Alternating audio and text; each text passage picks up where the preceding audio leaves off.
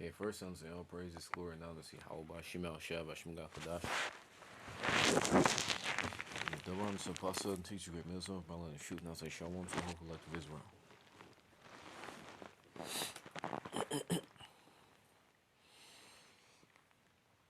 I'm going to center this on the scripture here in 2 Corinthians 11 and 4. This is actually, well, the topic, I think the same scripture may have been brought up, but the topic is brought up during Elder Apostle Gabar's Sabbath camp yesterday evening. You know, I think he titles those videos somewhere along the lines of Tuesday evening video or something. I know there's Tuesday evening in it, but it was brought out how they were going to a video with Elder Apostle Tahar. And I think he was playing another video of this Edomite that talked about Jesus. And, you know, he's going to the topic of the fact that Jesus is a foreign God. It's not our God. You know, the problem comes in when our people having a God put Jesus as that God that we already have. You know, when you have Jesus that was made up, let me see here.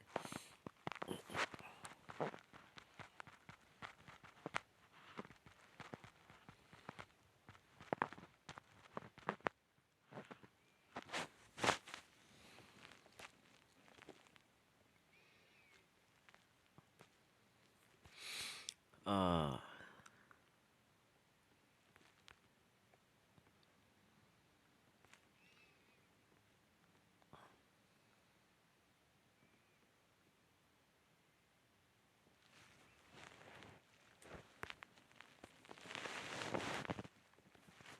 Let me look it up because there's a scripture that mentions how the gods that were made under the heavens shall perish from under the heavens.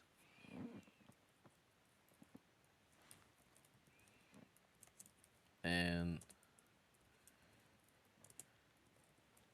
that's referring to these heathen, and these idols, and these idols were often made in the form of statues, you know. And you have that same thing with Jesus. You know, you have that little cross.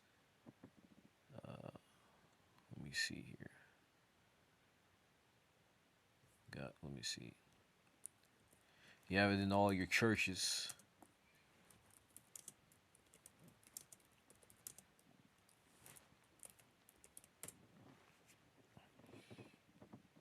Jeremiah 10 and 11.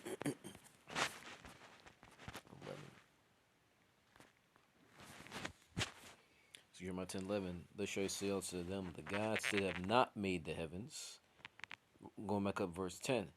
But the Lord Yahweh Shema Shah is the true power. He is the living God. And it says the living God, not a living God. That's written on purpose. Why? Because he's the only one that's actually making moves and breathing.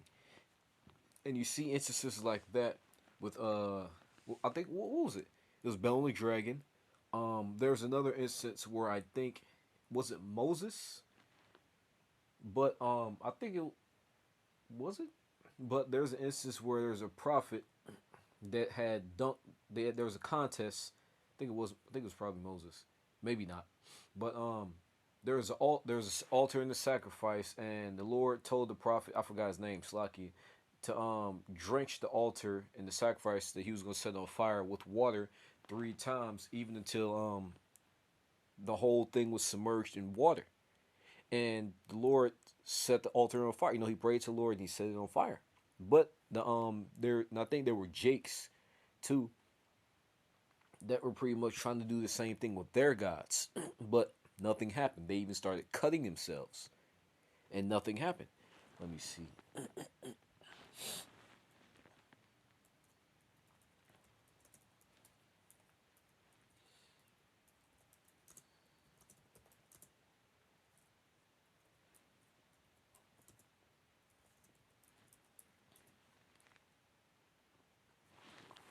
I'll read this and I'll go to that. Jeremiah 10:10. But the Lord Yahweh Shemashah is a true God. He is the living God. an everlasting king, and his wrath shall the earth shall tremble, and a nation shall not be able to abide his indignation. Thus shall he say unto them, the gods have not made the heavens and the earth, even they shall perish from the earth and from under these heavens. He have made the earth by his power, he hath established the world by his wisdom, and hath stretched out the heavens by his discretion. But our God is the one who created everything, not these. You have that Epic of Gilgamesh. What was it? I think it's either that or there's another Mesopotamian thing where it talks about how this goddess named Tiamat uh birthed like shit like that. I forgot the specifics. I read it. I used to. Well, I'm not gonna say I used to be into it, but that's something that we that we fucking researched. I'm gonna say that's something. Reading about like mythological type of things is something I had an interest in, and a lot of that went back to heathen pagan god worship. Not that I'm not saying I was worshiping fucking pagan gods or anything. I just had an interest in mythology and shit like that, and that's what led me back to that. But yeah, it was some shit. It was some Batman Mesopotamian shit talking about how there's I think dragon or a serpent god named Tiamat that created everything. False shit like that. But let me see. I'm gonna go into this.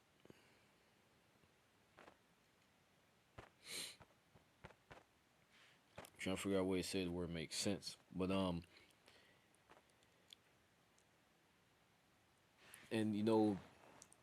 it's funny because these same gods, you call when you call on them, they don't do anything.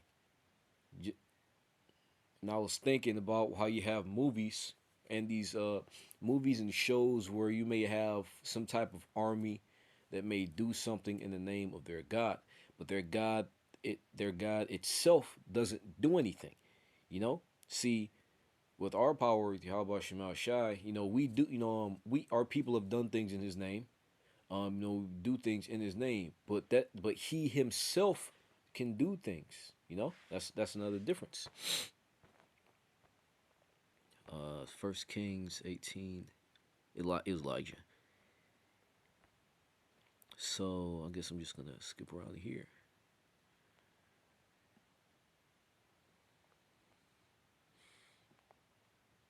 Verse 21. And Elijah came unto all the people and said, how long halt you between two opinions? If the Lord be God, follow him. But if Baal,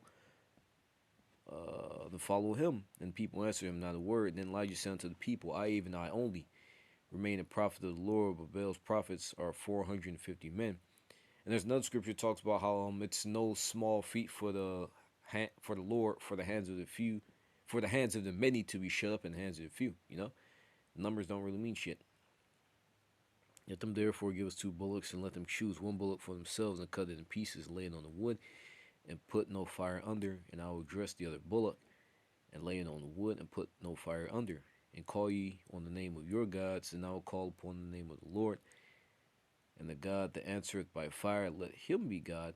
And all the people answering said, Is well spoken. Elijah said unto the prophets of Baal, choose you 1 bullock for yourselves, and dress it first, for you are many, and call on the name of your gods, but put no fire under. And they took the bullock which was given them, and they dressed it, and called upon the name of Baal from morning even until now, saying, O Baal, hear us, but there is no voice, nor any that answered. And they leapt upon the altar which was made, and came to pass at noon. Elijah mocked them and said, Cry aloud, for he is a God. Neither he is talking, either he is talking, or he is pursuing, or he is in a journey, or peradventure he sleepeth and must be awakened. And they cried aloud and cut themselves after their manner with knives and lances till the blood gushed out upon them. It came to pass that when midday was past, they prophesied till the time of the offering of the evening sacrifice, that there was neither voice nor any to answer, nor any that regarded. Elijah said to all the people, Come near unto me. And all the people came near unto him, and he repaired the altar of the Lord that was broken down. And Elijah took 12 stones according to the number of the tribes of the sons of Jacob, unto whom the word of the Lord came, saying, Israel shall be thy name. And with the stones he built in an altar in the name of the Lord, and he made a trench about the altar as great as would contain 2 measures of seed. And he put the wood in order and cut the bullock in pieces and laid them on the wood and said, fill 4 barrels with water and pour it on the burnt sacrifice and on the wood. So as we all know, wood can't wet. We ourselves can't put a fire on water or something that's drenched, and that's something else. Is supposed to be impossible. Like Scripture say, nothing is impossible with the Lord.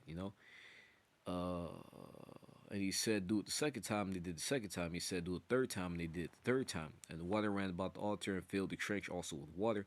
It came past the time of the offering of the evening sacrifice. Elijah the prophet came near and said, Lord, power Abraham, Isaac, and of Israel, let it be known this day that thou art God in Israel.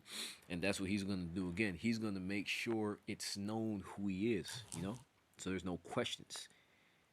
There's no scoffing. It's going to be undeniable. And that I am thy servant, that I have done all these things at thy word. Hear me, O Lord, hear me, that this people may know that thou art Lord power, and that thou hast turned their heart back again. And that thou hast turned their heart back again. Then the fire of the Lord fell and consumed the burnt sacrifice and the wood and the stones and the dust and licked up the water that was in the trench. When all the people saw, they fell on their faces and said, Lord Yahweh Shai, he is the God. Lord Yahweh Shai, he is God. And once again, that was a contest to prove who God truly was, who he was with, and who he is. That he, like his name suggests and means, not merely suggests, he is. He is a living God.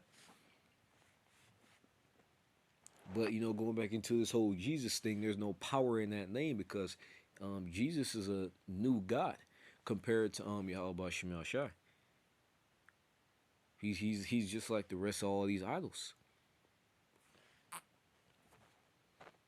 And yeah.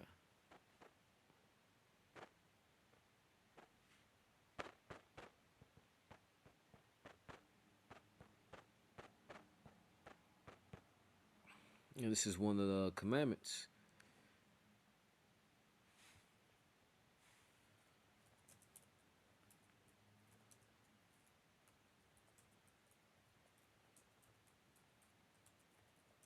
And how do you prove, and things like that are an example of how you prove that your God is real.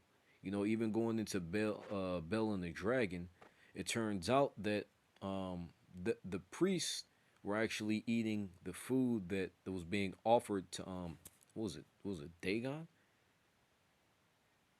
I'm gonna go this. It's Exodus 20:5. Thou shalt not bow down. Oh, verse 3. Thou shalt have no other gods before me. No idol worship. Not worshiping any other gods because they're not really gods. They're just toys. Really.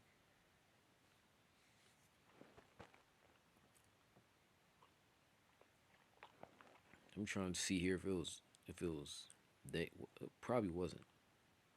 Oh, Bell. Yeah, it's in the name, Bell. Slocky. But yeah, that's how you prove your God's real. When you take a look around, a point that I don't think it was. I think it was either the elders, but I know this has been said by multiple brothers over a long period of time that people have been calling on Jesus for a very very long time, yet nothing's happened. But when we got who we were back and we started calling Yahweh Shemashah, praying for the downfall of our enemies, things started happening. Things started deteriorating. The state of the world started to deteriorate. Because that's a good thing. Why? Because that leads to our kingdom. Because two kings can't sit on one throne. But that's one of the best ways, if not the best way, to prove your God's will. Call upon him and see if he's going to answer. And we all have our testimonies where we call upon Yahweh Shemel Shai, he answered.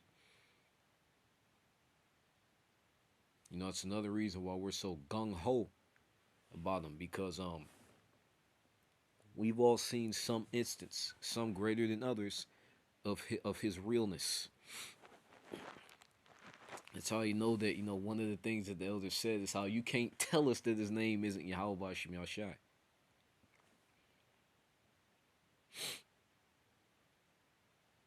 Because that's the name we call upon. That's the name that's been providing results. Like it said in Jeremiah, said he's the one who's doing all this. Another instance is another piece of proof is what something is that a lot over when you go into these different gods and whatnot, they all look like the people that worship them. You know, for example, there's a god that's named Ishtar that's had multiple names over multiple nations and different types of people, but they put their own twist onto that god to so-called make it their own. Just like when you have Serapis Christus, when Ptolemy did that, when he created Serapis Christus, he didn't like. There's something called Cult of Serapis, and I think it was a bull they were worshiping. And Serapis Christus was the thing that he came up with by merging Greek aspects with that god that the Egyptians were worshiping. But the point being is that what he merged Greek aspects with that god, so the Greeks could get on board with it too. Just like how you have with Ishtar. Ishtar was given a different name over different gods. What you have Mars and Ares. I think Mars is first, and then Ares. Mars is the Greek god, and then Ares. But the Romans took those Greek gods and just gave them different names and maybe changed them up a little bit. But that's the point. Like, well, all these nations, their gods look like them. Our people are the only people who worship gods that don't look like them. Muslim niggas, Hindu niggas. You worship a fat nigga with a toga who doesn't look like you. The Lord, he looks like his people. I'm gonna go Revelation 1:16. That's a big thing. Because that is a fact. This is Revelation 1 and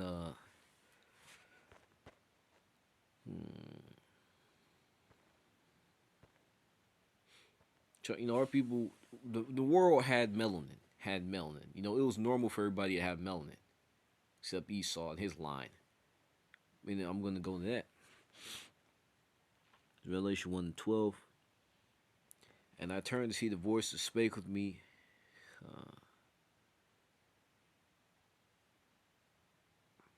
And turned and saw 7 golden candlesticks. In the midst of 7 candlesticks was one like unto the Son of Man, clothed the garment down to the foot, and the girded about the not a garment down to the foot, not a t-shirt with fringes, and girded about the paps of the golden girdle. His head and his hairs were white like wool, white as snow, and his eyes were a flame of fire. Why? Because he liked wine. And it says not only was his hair white, but it was like wool. And the so-called black man has woolly hair. And it says that his head and his hairs, it makes a differentiation between the hair on his head and the hair on his face. Another thing, why? Because having a beard is like custom.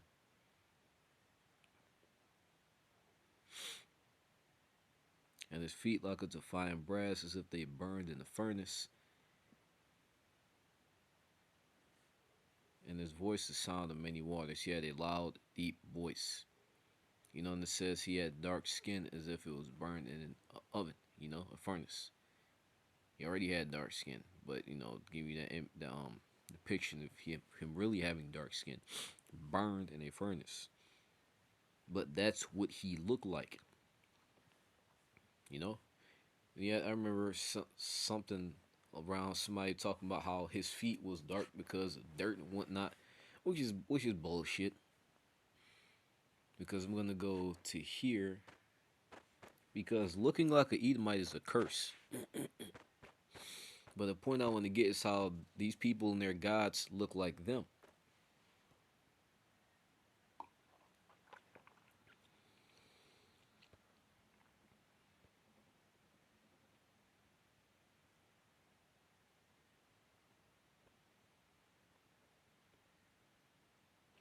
verse 10, Numbers 12 and 10. And the cloud departed from off the tabernacle. Essentially, with going to what was going on with here, Miriam was essentially talking shit against Moses, and the Lord did not like that. And the cloud departed from off the tabernacle, and behold, Miriam became leprous, white as snow. And Aaron looked upon Miriam, behold, she was leprous. And Aaron said to Moses, alas, my Lord, I beseech thee, lay not the sin upon us, wherein we have done foolishly, and wherein we have sinned. So let her not be as one dead, of whom the flesh is half consumed when he comes out of his mother's womb. But to look like a so-called white man is a sin. And even when you go further back, the Lord gave Cain.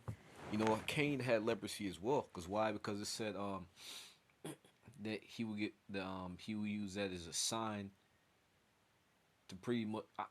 I'm just gonna go back into it. It's been a while since I read it, but that goes back into Cain. But that's a sin. Why was Cain given that mark?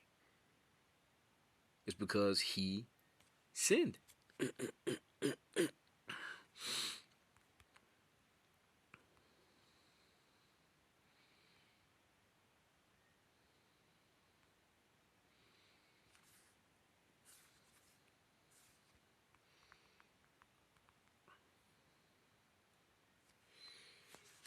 Genesis 4 and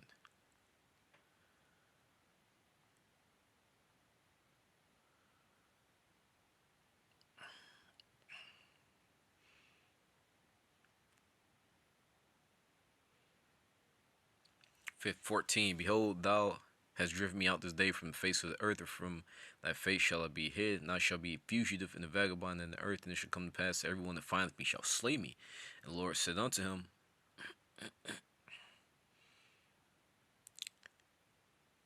therefore whosoever slayeth Cain, vengeance shall be taken upon him sevenfold. And the Lord set a mark upon Cain, lest any fighting him should kill him. And once again, what's that mark? A mark is it's something to alert you.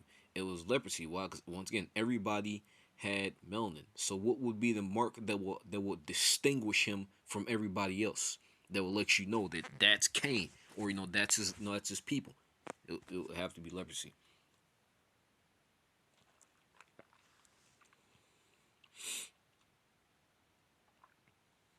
And even when you go back to this,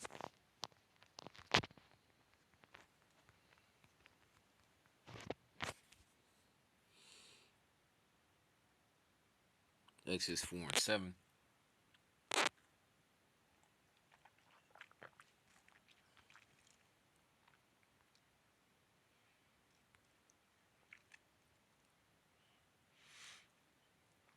Uh,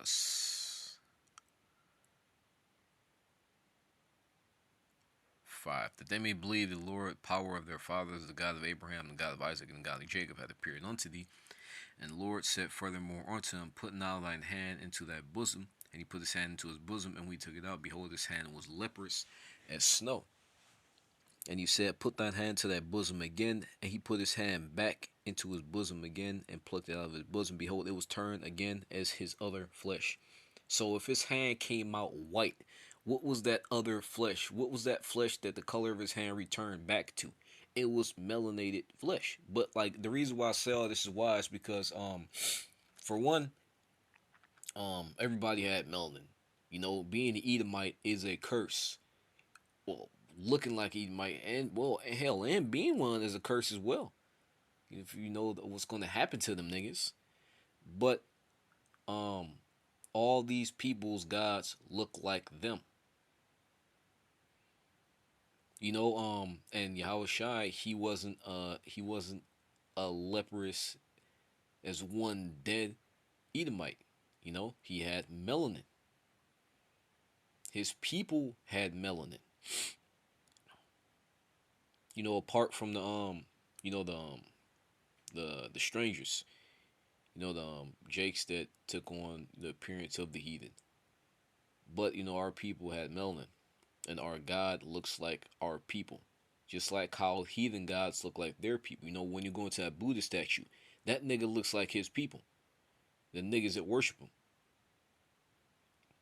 You know, Shiva, right? That nigga looks like the people that worship him with all that, dreads and shit. Maybe not the fucking blue. I know you do have niggas that paint themselves blue, in reverence to that. But that nigga, people looks like him. Him, her. I've seen, ton of shit of that god being depicted as female and male. I think it's really female. So I remember some shit about it's not important. It's heathen bullshit. But yeah, that was the point.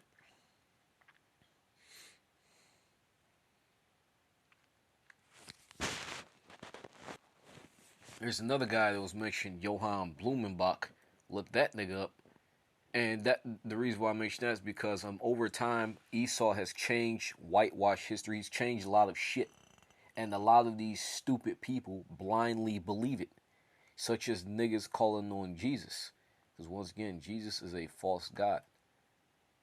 And not only is he a false god, but he's not the god. He's not the god of our people. He's an idol.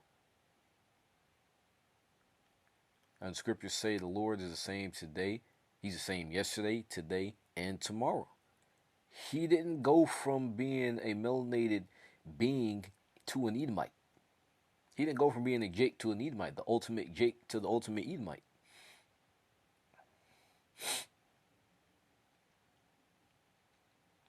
But hope is edifying. So all praises, glory, and honor to Yahweh by Shema Shah, Vashim Gakodash.